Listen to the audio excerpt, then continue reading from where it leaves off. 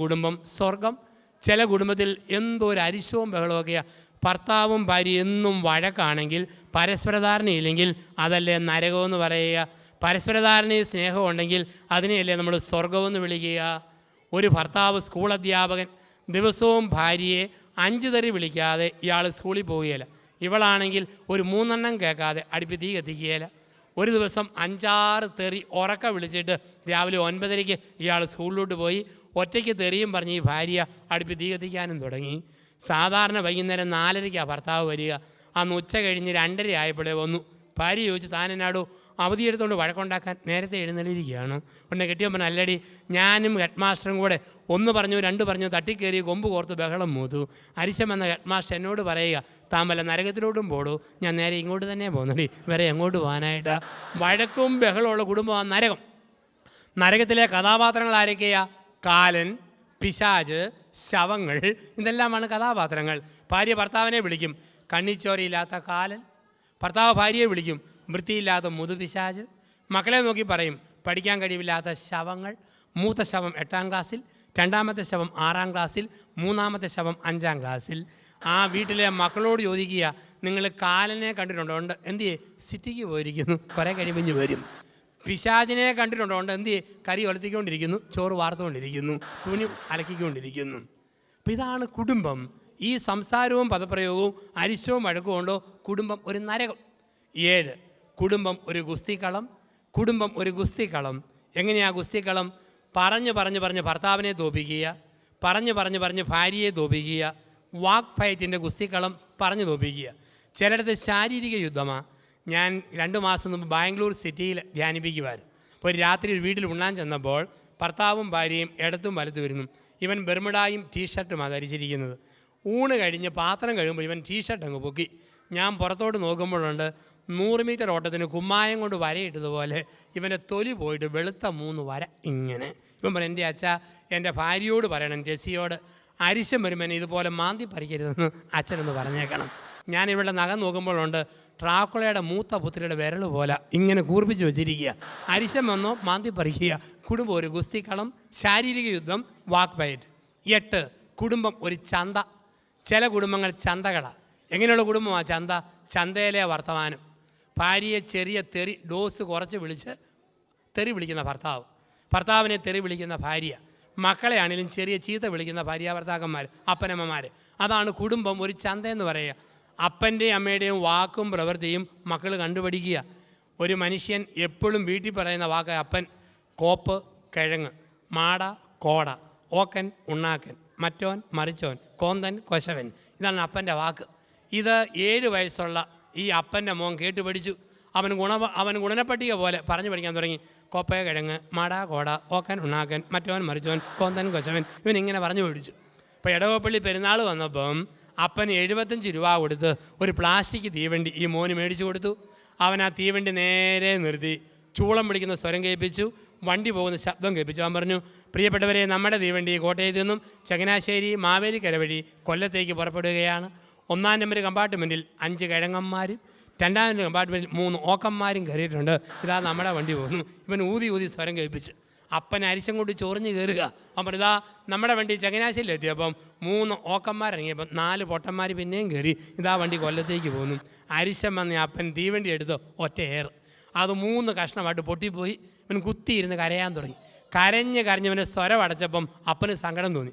അപ്പൻ ചോദിച്ചു, എന്നാത്തിനാടാ കുത്തിയിരുന്ന് മൂങ്ങുന്നത്? അപ്പൻ എൻ്റെ വണ്ടി എറിഞ്ഞ് പൊട്ടിച്ചില്ലേ, അതുകൊണ്ടാണ്. അപ്പം പറഞ്ഞു, അഴുക്ക് വർത്താനം പറഞ്ഞിട്ടാ, മേലിൽ പറയാതിരിക്കാമെങ്കിൽ പരിഹാരമുണ്ട്.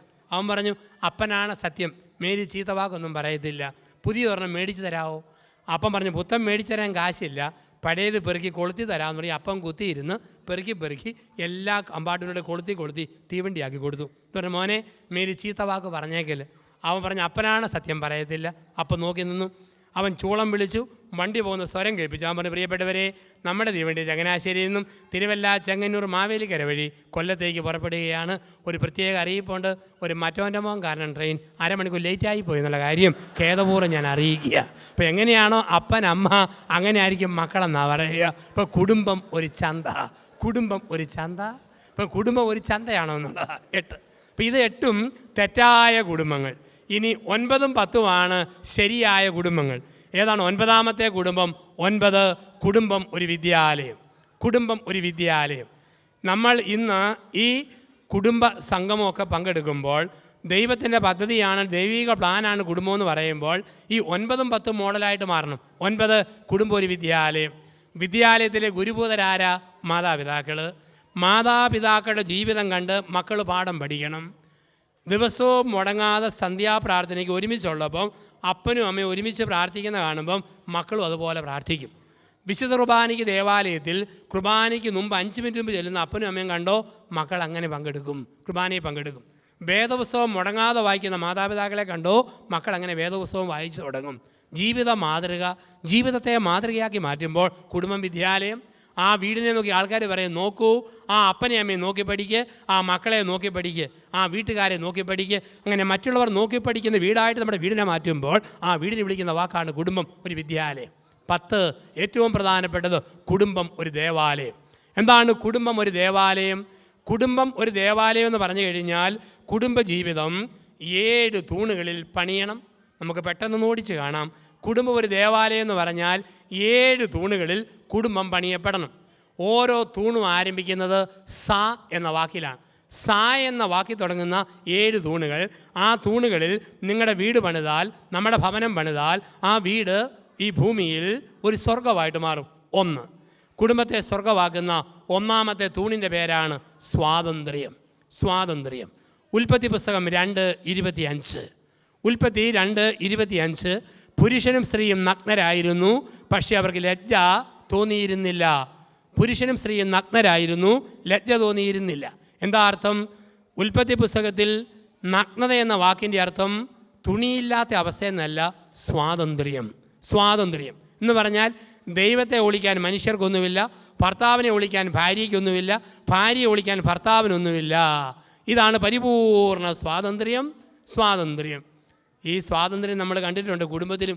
ചില കൊച്ചു പിള്ളേർക്ക് എന്തോ ഒരു സ്വാതന്ത്ര്യമാണ്. 1ാം ക്ലാസ് വിട്ട് വരുന്ന കുട്ടി അമ്മയുടെ തലവട്ടം കാണുമ്പം ട്രൗസർ ഒരു തോളിലിട്ട് കൂവിക്കൊണ്ട് ഓടുന്ന കാണാം. അമ്മയുടെ മുമ്പിലുള്ള കൊച്ചിൻ്റെ സ്വാതന്ത്ര്യം. ഞാനൊരു വീട്ടിൽ കയറി ചെന്നപ്പം 3 വയസ്സുകാരൻ പൊന്നരങ്ങാണം മാത്രം വിട്ട് നൂൽ ബന്ധമില്ലാതെ അച്ഛൻ്റെ മുമ്പിലൂടെ അങ്ങോട്ടും ഇങ്ങോട്ടും മാർച്ച് ചെയ്യുന്നു. തള്ള പറഞ്ഞ്, ഇച്ചേ ചേർക്ക നിനക്ക് നാണമില്ലേ? ഒരച്ഛൻ വന്ന കണ്ടില്ലേ? അകത്ത് പോയി എന്നതിൽ ഇട്ടുകൊണ്ട് വാടാ.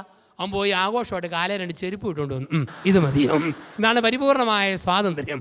ഒളിക്കാനൊന്നുമില്ല, മറയ്ക്കാനൊന്നുമില്ല. ഉൽപ്പത്തി 2:25. പുരുഷനും സ്ത്രീയും നഗ്നരായിരുന്നു, ലജ്ജ തോന്നിയിരുന്നില്ല. ചില കള്ളുകുടിയന്മാർക്കുണ്ട് ഈ സ്വാതന്ത്ര്യം. ചില കുടിയന്മാരെ കാണാം തുണി ഒരിക്കലും അരയിലില്ല, എപ്പോഴും തോളയിലാണ് ഇങ്ങനെ ഇട്ടുകൊണ്ട് നടക്കുന്നവരെ കണ്ടിട്ടുണ്ട്. കഴിഞ്ഞ ഈസ്റ്ററിന് പാലാ KSRTC ബസ് സ്റ്റാൻഡിന് മുമ്പിൽ 2 കുടിയന്മാർ. ഒരു മനുഷ്യൻ നൂൽ ബന്ധമില്ലാതെ ജനിച്ച പാടെ കരിങ്കൽ പ്രതിമ പോലെ വഴി സൈഡ് നിൽക്കുന്നു. വേറൊരിടത്തിന് ഒരു തുണി കഷ്ടപ്പെട്ട് ഉടുത്തിട്ടുണ്ടെന്ന് പറയാം, അങ്ങനെ ഉടുത്ത് നിൽക്കുക. അച്ഛൻ മോട്ടോർ സൈക്കിളിൽ അതിലേ പോയി. തുണിയില്ലാത്ത കുടിയൻ ഒരു വികാരം, അവൻ അതുപോലെ നിൽക്കുക. അപ്പം മറ്റേ കുടിയൻ പറയടാ, നമ്മളൊക്കെ സഭയുടെ മക്കളാണ്, പോയത് വൈദികന്, അല്പം ബഹുമാനവും നാണമൊക്കെ വേണം. എടാ പൂസായെന്നും കണ്ട് നിൻ്റെ നാണം മൊത്തം പോയാലും എനിക്കത് പോയിട്ടില്ലടാ, എനിക്കുണ്ട് നാണമെന്നും പറഞ്ഞ് ഇവൻ്റേത് പറിച്ച് അവനെ ഉടിപ്പിക്കുന്ന കുടിയൻ. ഇതാണ് സ്വാതന്ത്ര്യം എന്ന് പറയുക. അപ്പോൾ ഒളിക്കാനും മറയ്ക്കാനും ഒന്നുമില്ലാത്ത ഒരു ജീവിതശൈലി, അതാണ് സ്വാതന്ത്ര്യം എന്ന് പറഞ്ഞാൽ. ഭർത്താവിനെ ഒളിക്കാൻ ഭാര്യയ്ക്കൊന്നും ഉണ്ടായിരിക്കരുത്, ഭാര്യയെ ഒളിക്കാൻ ഭർത്താവിനൊന്നും ഉണ്ടായിരിക്കരുത്. പരിപൂർണമായ സ്വാതന്ത്ര്യം.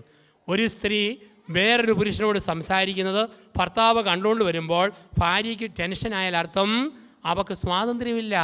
അതുപോലെ ഭർത്താവ് ഒരു സ്ത്രീയോട് സംസാരിക്കുന്നത് ഭാര്യ കണ്ടുവരുമ്പം ഭർത്താവിന് പിരിമുറുക്കം ഉണ്ടായാൽ സ്വാതന്ത്ര്യമില്ല. ചില ഭർത്താക്കന്മാർ പറയും, എൻ്റെ അച്ഛൻ എൻ്റെ ഭാര്യയോട് ഈ കാര്യം ഒന്ന് പറയാവോ? ചില പെണ്ണുങ്ങൾ പറയും, അച്ഛൻ എൻ്റെ കെട്ടിയവനോട് പറയാവോ? എനിക്ക് പറയാൻ പേടിയാ, എങ്ങനെ സ്വീകരിക്കുമെന്ന് അറിയത്തില്ല. എന്തുവേതും പറയാനുള്ള സ്വാതന്ത്ര്യം. ഒരു ഇളയ പെങ്ങൾക്ക് മൂത്ത ആങ്ങളയോടുള്ള സ്വാതന്ത്ര്യം കുടുംബത്തിൽ ഒരു ഭാര്യയ്ക്ക് ഉണ്ടാകണം ഭർത്താവിനോട്. ഒരു മൂത്ത ആങ്ങളയ്ക്ക് ഇളയ പെങ്ങളോടുള്ള സ്വാതന്ത്ര്യം ഒരു ഭർത്താവിന് ഭാര്യയോടുണ്ടാകണം. സ്വാതന്ത്ര്യം. 2 സുരക്ഷിതത്വം. കുടുംബത്തെ സ്വർഗമാക്കുന്ന 2ാമത്തെ തൂണ് സുരക്ഷിതത്വം. നാടിൽ സ്വന്തമായിട്ട് അല്പം സ്ഥലം, നാട്ടിൽ സ്വന്തമായിട്ടൊരു വീട്, വൈകാരിക സുരക്ഷിതത്വം, മക്കൾക്ക് സംരക്ഷണം, ഇതെല്ലാം കൊടുക്കുമ്പോൾ ഭർത്താവ് ഭാര്യയ്ക്ക് കൊടുക്കുന്നത് സുരക്ഷിതത്വമാണ്. പൈസ നോക്കിയും കണ്ടും ചിലവഴിക്കുന്നു, അനാവശ്യ കമൻറ്റുകളോ വാക്കുകളോ പറയുന്നില്ല, പ്രാർത്ഥിച്ച് കൂടെ നിഴല് പോലെ നിൽക്കുന്ന ഭാര്യ, വീട്ടിലും പരിസരങ്ങളിലൊക്കെ വൃത്തി, അങ്ങനെയുള്ള ഭാര്യ കൊടുക്കുന്നത് സുരക്ഷിതത്വ ബോധമാണ്. ഈ സുരക്ഷിതത്വം കൊടുത്തില്ലേ കുടുംബം നരകമാകും. സുരക്ഷിതത്വം കൊടുത്തോ കുടുംബം സ്വർഗം. ഇപ്പോൾ 1 സ്വാതന്ത്ര്യം, 2 സുരക്ഷിതത്വം. കുടുംബത്തെ സ്വർഗമാക്കുന്ന മൂന്നാമത്തെ തൂണിൻ്റെ പേരാണ് കുടുംബത്തിൽ സാമീപ്യം വേണം. സാമീപ്യം. ഇന്ന് ഓർക്കുക, ഭർത്താവും ഭാര്യയും ഒരുമിച്ചുള്ളപ്പോഴൊക്കെ അടുത്തിരുന്ന് കുറേ സമയം വർത്തമാനം പറയണം. ഇന്ന് ഇഷ്ടം പോലെ പൈസ ഉണ്ടാക്കിയേക്കാം, നാട്ടിൽ സ്ഥലം മേടിച്ചേക്കാം, പക്ഷേ സാമീപ്യം ഉണ്ടോ എന്നുള്ളതാണ്. 100 കൂട്ടം കാര്യങ്ങൾ ഓടി നടക്കും. ഭാര്യയുടെ കൂടെ ഇരുന്ന് കുറേ സമയം വർത്തമാനം പറഞ്ഞ് ഭാര്യയെ കേൾക്കുന്ന ഭർത്താവാകണം. ഭർത്താവിൻ്റെ കൂടെ ഇരുന്ന് ഭർത്താവിനെ കേൾക്കുന്ന ഭാര്യയാകണം. മക്കൾക്ക് സമയം കൊടുക്കുന്ന മാതാപിതാക്കളാകണം. യന്ത്രം പോലെ പ്രവർത്തിച്ച് ഓടി നടക്കുമ്പം എല്ലാം നല്ല കാര്യവും ചെയ്യും, പക്ഷേ വീട്ടിൽ പരാജയപ്പെട്ട അപ്പനാകാം, പരാജയപ്പെട്ട അമ്മയാകാം, പരാജയപ്പെട്ട ഭർത്താവാകാം, ഭാര്യയാകാം. ലോകത്തെ മുഴുവൻ നന്നാക്കി, പക്ഷേ ജീവിത പങ്കാളികളോട് ഇരിക്കാൻ സമയമില്ല, ഇരുന്ന് മിണ്ടാൻ പറ്റുന്നില്ല. അത് ഏറ്റവും വലിയ വിപത്താണ്. ഈ സാമീപ്യം ഉണ്ടോ? അടുത്തടുത്തിരുന്ന് വർത്തമാനം പറഞ്ഞാൽ തന്നെ അതൊരു സ്വർഗീയ അനുഭവമാണ്. അങ്ങനെയുള്ള ഭർത്താവിനെ ഭാര്യയെ സ്നേഹിക്കും, ഭാര്യയെ ഭർത്താവ് സ്നേഹിക്കും.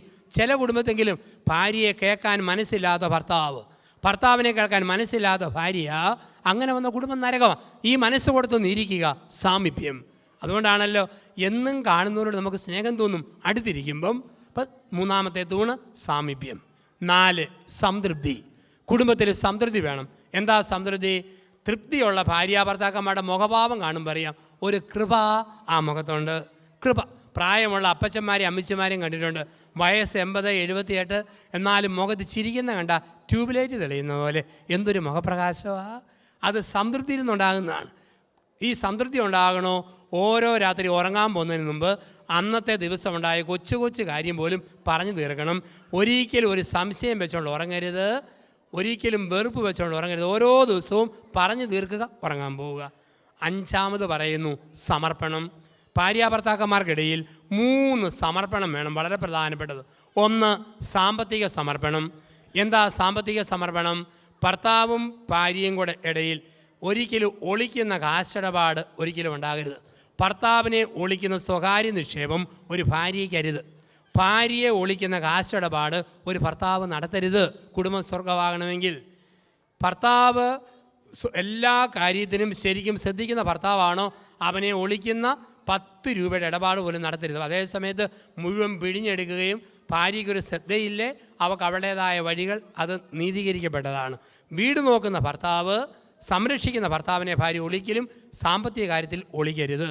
അതുപോലെ വീടിൻ്റെ സാമ്പത്തിക സ്ഥിതി ഭാര്യയെ ഭർത്താവ് അറിയിച്ചിരിക്കണം. സാമ്പത്തിക സമർപ്പണം.